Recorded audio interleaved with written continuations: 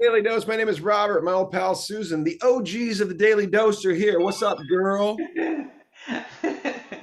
What's We got up? alarms going off. Apparently, I'm leaving. No, I'm You, here with you right now. okay, good. Well, let's be here right now. What I wanted to do, because we are the originators of this, and go over with you. There's been a lot going on, which is great. It's exciting. I know we're talking a lot about Yaks expanding as an organization and bringing people in. And one of the communities that's really coming in a cool way is this whole Stephen King community, right? And we've talked before how you didn't know a lot about it, but this convention I just went to, the King Con, was huge. And I just talked to, and you'll see the interview soon, with one of the coordinators, guys who made it come together. The one they're going to do in 2 years is going to be probably 5 times the size. I mean, they're going nuts. It's going to be even bigger. And so I guess what I wanted to bring back to you is to say two things. When we talk about growing Yaks, it excites me to see someone else growing that we're tangentially involved with. We have this phrase, the you belong and have fun. That fits so well at King Khan, and I know it's in our place. Talk to me about you belong and have fun. What does it mean to you? And can you see how groups that people on the outside might go, well, how do they belong? And we go, no, no, they do belong. Can you see how that works? It's a cool, almost a reframe for me, Robert, because the concept of belong and belonging has been in my vocabulary as a person that I cared about, something that mattered to me for 20 years, I think, possibly since Chip first told me he'd like to write a book called Belonging.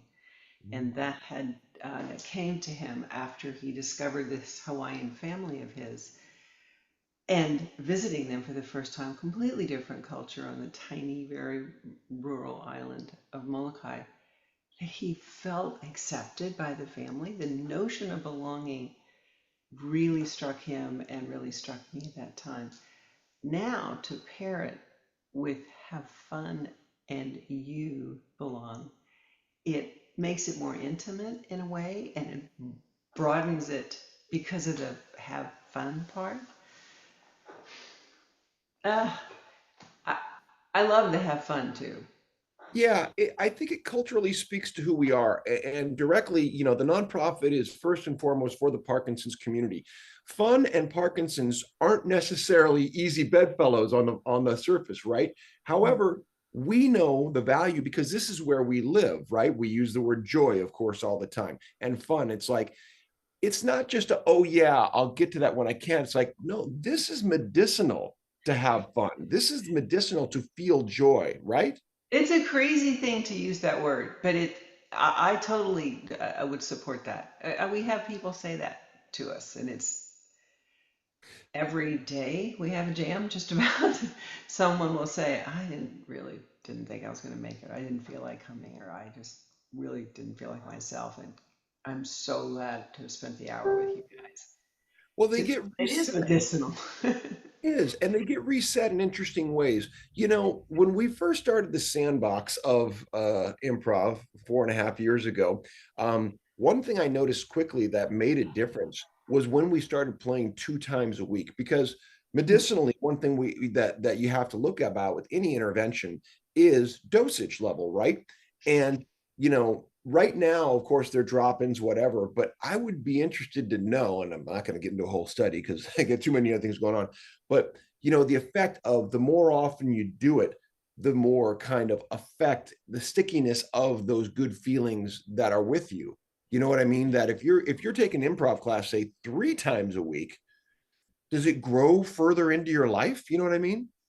Well, I'm an N of one, Mhm. and it totally works at that level for me because I understand the process better. I understand the games better. I understand how timing and um, the nuances make a difference, and that's experience. So I would And say yes.